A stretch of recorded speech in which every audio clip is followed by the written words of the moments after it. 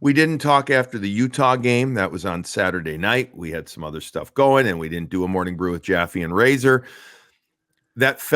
I was disappointed, very disappointed by the Nashville game. Again, not that they lost, but kind of like how they lost. Maybe that's the thing. But in Utah, I know they get a point. I don't feel like that was a good point, though, Razor. They're up 1-0. They have some other opportunities to make it 2. They can't extend the lead. They get an unbelievable performance from Jeremy Swayman. I mean, he was Swayman-esque that we had gotten used to seeing last year. And the players in front of him don't reward him, so to speak. They don't pick him up. And here you're playing a team that is very much impacted by 2 major injuries on their back end. They're playing a very inexperienced, nowhere near as good a blue line as it could have been, and they don't take advantage of that. And while I understand it's still a point, I don't find it a good point. So, you had your chance for 2, and then an overtime tripping penalty by Pastrnak as well. There's no need for that there. So this is, when I say problematic, I understand they're not going to win every game. I'm not saying that the sky is falling, but what I'm saying is I'm at the point with regard in particular the penalties and some of the puck decisions, especially kind of losing the puck in their own zone all too often. These have to be corrected much sooner than later. I know we're not even to November, but Razor, these to me are a mindset thing. They have to get corrected soon. Yeah, they do. And if you want to look optimistically, 500 on this road trip's not the end of the world. On the other side of it, right? But again, all of it's correct. It has to be corrected. You have to continue to build. You have to continue to get better. 500's fine if you can rattle 3 or 4 off and then get. After tough 10 schedule games, coming up, though. They got a tough schedule. Well, Dallas lost to Buffalo. Like, it's tough for everybody. Like, I'm not looking at any team saying they're good or bad right now, because I think everyone's kind of in the same spot as like Calgary's 6-0-1. Like, is Calgary good? I don't know. Right? So, like, that we're still that early in the season where Toronto wins a big game, Toronto loses another game. Correct. They should win. Columbus 5-0. Like, it is happening everywhere else, folks. Bruins Nation. It is happening everywhere else in the NHL where teams are very inconsistent at this point. Whatever it is, it's getting hard to get going for this NHL. So I'm not, they have to rattle a few off. They have to clean up what we're talking about, and they have to start scoring. Some of these guys have to find a way to get a puck in the net to get confidence. The Marshys, the Fredericks, the Coyle. There we go. Thank you for leading me there. I was going to ask you about that. Here we go. Like that solves everything. One of the couple goals go in for those guys. That solves everything, and that starts to get people rolling in the right way. It will happen. It has to happen, and you want it to happen the next game. It better, because the sooner it happens, the better off and the easier, smoother the season goes. Did anything epitomize perhaps what's going on with some of these Bruins? We'll call them core top guys more than the Pastrnak second breakaway, which was a beautiful set play off the third period faceoff. D to center post, which became Marchand, who then leads like Brady leading Edelman, so to speak, led him perfectly on a little bit of a sauce into the ozone, and Pastrnak gets it, comes down kind of like middle left, inside that left wing circle, gets to the inside and puts that right foot into the ice. I think to load to shoot, or at least to load to make a attempt at a shot, and it looked like he toe picked. Ice looked like shit. Oh, it looked awful last night, huh? Like holy smokes! And the first breakaway pass they had, that was a basketball coming down. It was crazy. And both teams suffered from it. Nashville less than Boston, but oh my God! But did anything epitomize what happened to what's going on with the Bruins and in particular a couple of their top guys more than that? I don't think at times they're creating enough, Razor. I don't. Some of the top guys, but yet you had 2 breakaways, and I don't know if Pastrnak got credited for 1 shot on goal on his 2 breakaways. He shouldn't have, right? I don't think so, because that second one would have been if it hit the goaltender, Saros, would have been a push in the net more than a shot. Yeah, I don't know. But Pastrnak is a -2 in each of his last 2 games. Only played 16 minutes and 18 seconds against Nashville. Now, there was a lot of penalties. And again, the penalties screw up your rotation. They don't allow you to get certain guys onto the ice as much, and therefore David is impacted by that.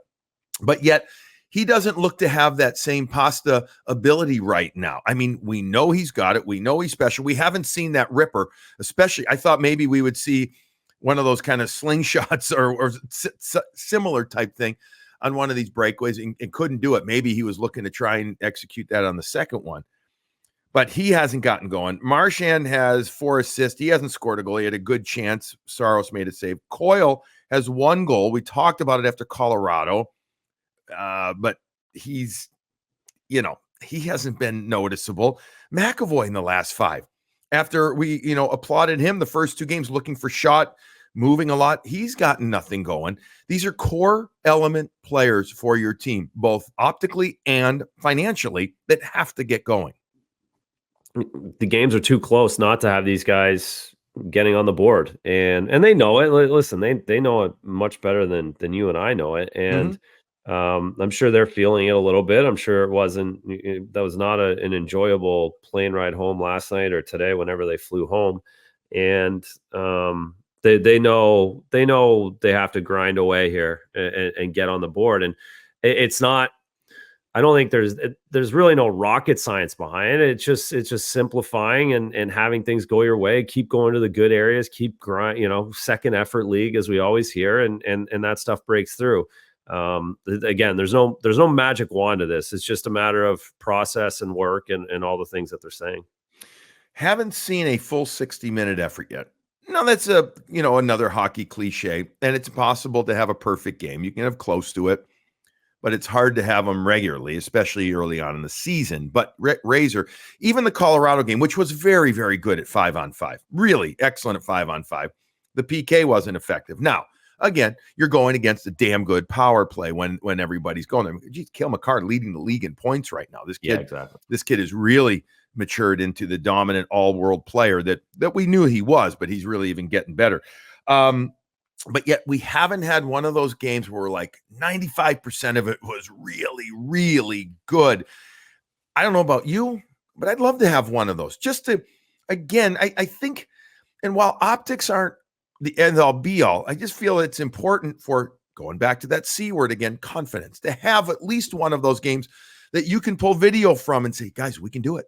We can do it. We can do it type of thing. We haven't seen that type of effort. It's the power play hasn't been effective, or the penalty kill didn't come through in a couple of games, or, turnovers or penalties or whatever. There's too many. This is what's been happening wrong. With all that said, we're through 7 games. Yeah. That's it. Is there a number that we're going to get to? I don't think you wait until, and I hate saying U.S. Thanksgiving. I'll do it because I know we got a lot of Canadian listeners, and they just, a belated happy Thanksgiving, by the way, to our Canadian followers, listeners. But you don't wait to that point. You just don't. I think the league is going to be too tight. When I mean don't wait, what does that mean? I don't know. I mean, is this where you got to make a move to call up? And we already got a shitload of questions about Fabian Lysell, so we'll get it kind of out of the way right now.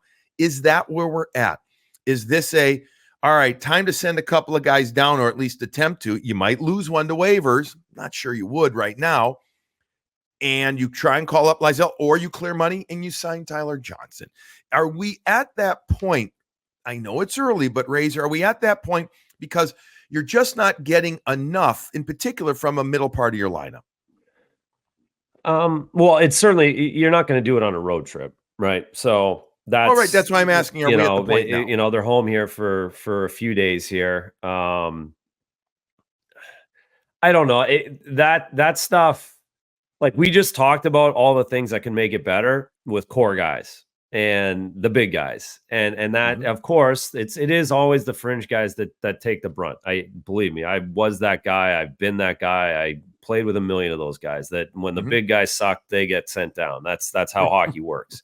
Right. It's unfortunate, and that so that possibly could happen. I'm not convinced that that's the Bruins way. That's Don's way of just knee jerk. Needs to happen right now. I think they're trying to lean on the core guys.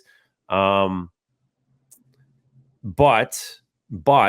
they haven't got enough from the middle. And if you are Brazeau, if you are Jones, if you are Tufty, yeah. you are not sleeping great. What You about didn't have a guy fun, like you're worried. what about a guy like Geeky? I mean, you know, on a 2-year deal, second year. Now they talked about that they were in communication.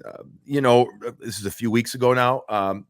In discussions, maybe, or communication, whatever the term is that Don Sweeney used, perhaps for extending, but he hasn't produced. He hasn't been noticeable. Like, you know, we had a bunch of guys last year that we witnessed have wonderful years, career years, Razor. 3, I'm thinking of Coyle, Frederick, Geeky.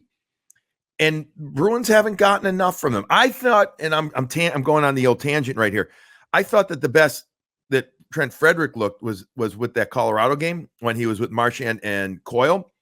And I know we've seen different lines since then. I'd like to see that line put back together. I would. I don't know. I just think we've got to start seeing more from Trent Frederick. And I think that position with those guys put him into that elevated his game more. But those 3 guys all had career years last year, and we haven't seen that same style so far this season, partner. No, and it gets, you know, again, it's early, but it does start to get more difficult if you haven't had a good start to get those career numbers again. And we talked about them needing those kind of numbers again, Yes. if not building on them for the Bruins to find offense. So that's why the offense has gone dry a little bit, is those guys, and that hasn't been the case. And so Geeky's not going anywhere, but Geeky has definitely found. I mean, he sat out a game that didn't happen last year. Once he got cooking, he wasn't put on the bench. You know, right. he got, you know, so obviously there's messages being sent to him, and he's got to turn his game around, because it is vital that he gets scoring, gets a shot off, gets to the front of the net, can, you know, play in the power play last year. So right. He does need to get going. He's not going anywhere, but that's certainly, he's had messages sent to him, like Brazeau, like Tough, like those guys have. Yeah. I'm wondering if, you know, now that they are coming back from a road trip, and if they might take the chance and try and send some guys to the American League. I think they might. And I get what you're saying about it's not the Bruins way, but on the other hand, if the guys aren't playing a lot here and they're home for 5-6 days, they got a game Thursday, Saturday, and then Tuesday, I believe, those 3. You can also send a guy down, and it does kind of also send this. It's a dual purpose. Go play and earn your way back, and also it sends a message, I think, to others as well. And it wouldn't surprise me. Now the question is, do they call up somebody else? I don't know. I haven't seen Fabian Lysell play. I've seen the highlights, but to say that he's earned it totally, bud, I wouldn't. I don't know about you. I'm not educated enough to say he's absolutely. Now he's got skill. We know that, but we didn't see enough in training camp. However, has he done enough? I guess we'll find out. The eyes of the Bruins, their management will tell us that if he's ready to be called up. And then the flip side or other side, do they have enough with the salary cap room with Tyler Johnson? You know, and is that the thing? He seems to be very okay hanging out, waiting right now and doing that.